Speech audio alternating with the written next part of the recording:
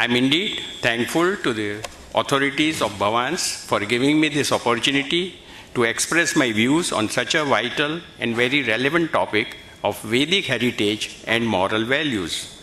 On this occasion, to pay homage to Kulpati Dr. K. M. Munshi, the founder president of Bhavan, on his 46th death anniversary. I can fondly recollect some incidents related with Dr. Munshi ji, which I would like to share with you.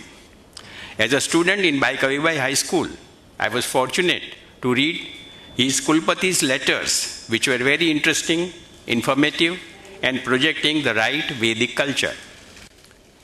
I had also read during my school days most of the books written by him till 1955.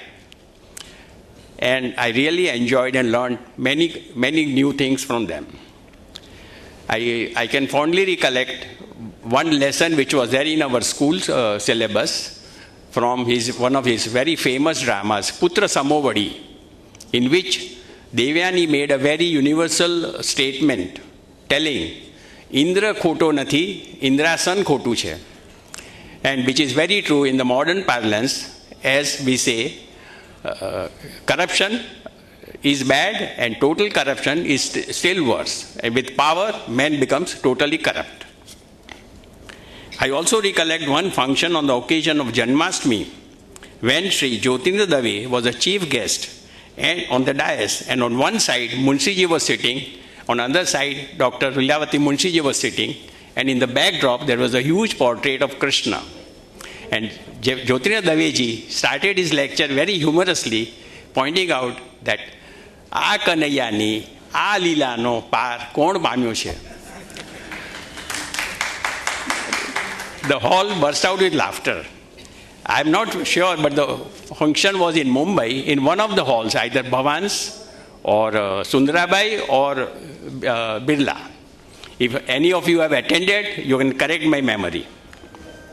Let me confess at the outset that I am a student more of Sanskriti, culture, than of Sanskrit. I have prepared this paper like a research student, incorporating all the references, footnotes, bibliography, etc. But I will present the same, keeping in view common man and omit such details to maintain the time frame given to me. I would also like to state that I have generally restricted my scope to quote Rigvedic ruks and legends, which I have studied in some details while doing my PhD. I am aware that other three Vedas are also equally important for their contribution to molding the Indian culture, and at some places I have quoted them also. Now I will proceed with my lecture on the subject Vedic heritage and moral values. Introduction. Man is a social animal.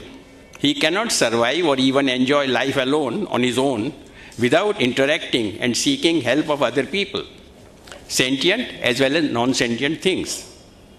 To a certain extent, his individuality does play an important role in his growth, but he cannot stay for a long time shut in his ivory tower and be happy. So, he has no option but to depend upon others for his survival as well as growth. The last couple of centuries have revolutionized and enhanced the availability of material pleasures very rapidly for the modern man. Information and technology boom with easy availability of electronic gadgets, etc., acquiring and enjoying life with the material pleasures only has become top priority of man. This insatiable greed of man has resulted in creating chaos, as we find today, which in turn has created imbalance in nature and its ample resources.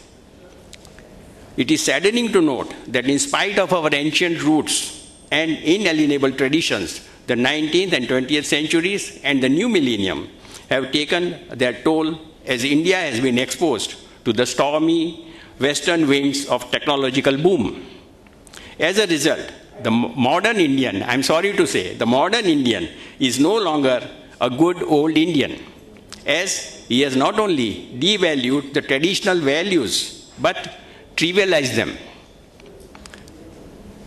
It is indeed unfortunate that the efforts of the Western as well as the Eastern scholars, poets, and saints have all gone practically unheeded. The universal virtues like honesty, purity, holiness, integrity, and many others seem to have been deleted from our worldly life. Therefore, this is the most appropriate time for the mankind to rise above its mundane activities, understand and practice social, moral, and ethical values in their day-to-day affairs to achieve their final goal of happiness. This may perhaps become possible through one's faith or religion or some other institutions.